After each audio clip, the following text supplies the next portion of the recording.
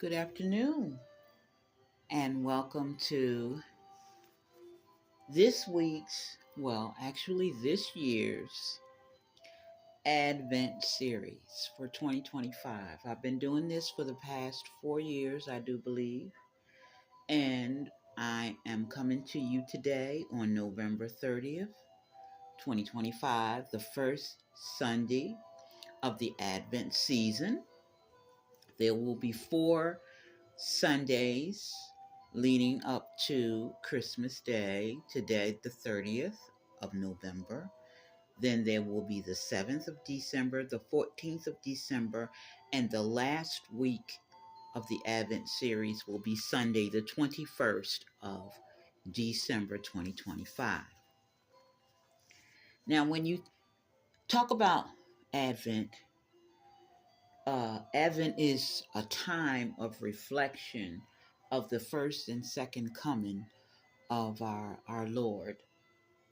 And this week, we are going to talk a little bit about his first coming that happened thousands of years ago. And it was prophesied that he would be coming before he made his entrance into the world. The prophet Isaiah had made mention of him coming in the book of Isaiah, the 9th chapter, the 6th verse. But before we get into that, let's pray. Father God, we thank you for this day. We thank you for the many blessings that you bestow upon us each and every day. We thank you that you woke us up this morning, Father, in our right minds, and you have protected us last night as we slept. And you brought us into a new day this morning when you opened our eyes, Father God. And we just thank you for all that you do for us, Lord God, and all that you've done for us, and even those things that you're going to do for us that we haven't even seen manifested in our lives yet. We give you all the honor, glory, and praise, praising you first and foremost for who you are and all that you are. God, as we are about to get into the message for the first week of Advent this year, I pray that you will prepare hearts and minds for to receive your word, Father God. And those who may not understand, I pray that the Holy Spirit will help them to understand.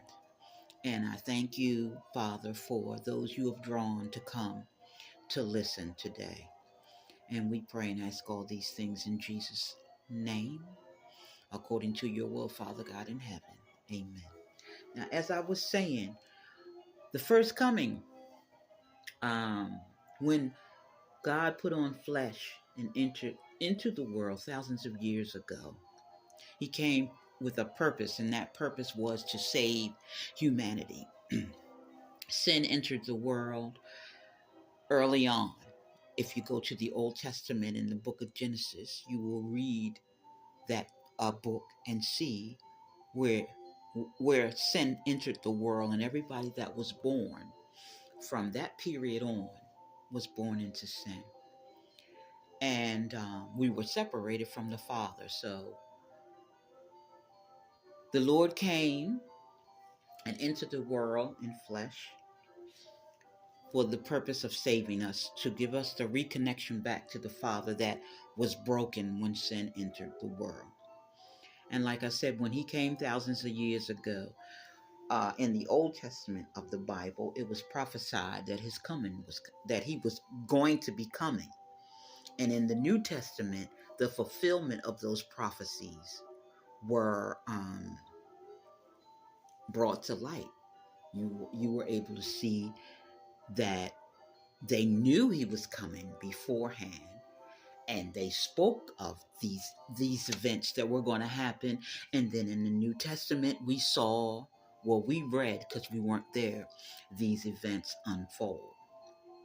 And in the Old Testament, in the book of Isaiah, the 9th chapter, 6th verse, he said, he spoke about the Lord coming. And he said that his name would be Wonderful Counselor, the Mighty God, the Everlasting Father, and the Prince of Peace. And Jesus has so many names, but he is referred to in Scripture as all of those names that I just mentioned that the prophet Isaiah prophesied about him becoming. And through these 4 weeks, I'm going to touch on a lot of things that are going to I'm going to show you in Scripture where it verifies that these things, these names that were given to our Savior are indeed true. I want to read where the fulfillment came.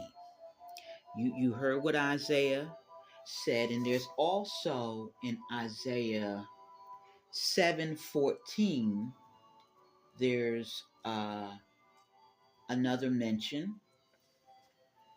It says, therefore the Lord himself will give you a sign. The virgin will conceive and give birth to a son, and he will be called Emmanuel. That's in Isaiah 7:14. This was before Jesus arrived. So this is the beforehand saying. Now these are the fulfillments in the New Testament. And one is in the book of Matthew, 1st chapter, 18th through 25th verse. And it says, this is how the birth of Jesus, the Messiah, came about. His mother Mary was pledged to be married to Joseph, but before they came together, she was found to be pregnant through the Holy Spirit. Because Joseph, her husband, was faithful to the law and yet did not want to expose her to public disgrace, he had in his mind to divorce her quietly. But after he had considered this, an angel of the Lord appeared to him in a dream and said, Joseph, son of David, don't be afraid to take Mary home as your wife, because what is conceived in her is from the Holy Spirit. She will give birth to a son, and you are to give him the name Jesus, because he will save his people from their sins. All this took place to fulfill what the Lord has said through the prophets. The virgin will conceive and give birth to a son, and they will call him Emmanuel. Remember I said, Isaiah said it in chapter 7, verse 14. That's in the Old Testament. There's another passage in Scripture, Luke 1:26-31, that says, and in the 6th month, the angel Gabriel was sent from God unto the city of Galilee named Nazareth, to a virgin espoused to a man whose name was Joseph, of the house of David, and the virgin's name was Mary. And the angel came in unto her and said, Hail, thou that art highly favored, the Lord is with thee. Blessed art thou among women.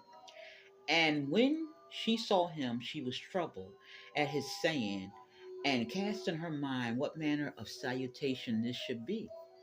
And the angel said unto her, Fear not, Mary, for thou hast found favor with God, and behold, thou shalt conceive in thy womb, and bring forth a son, and shall call his name Jesus.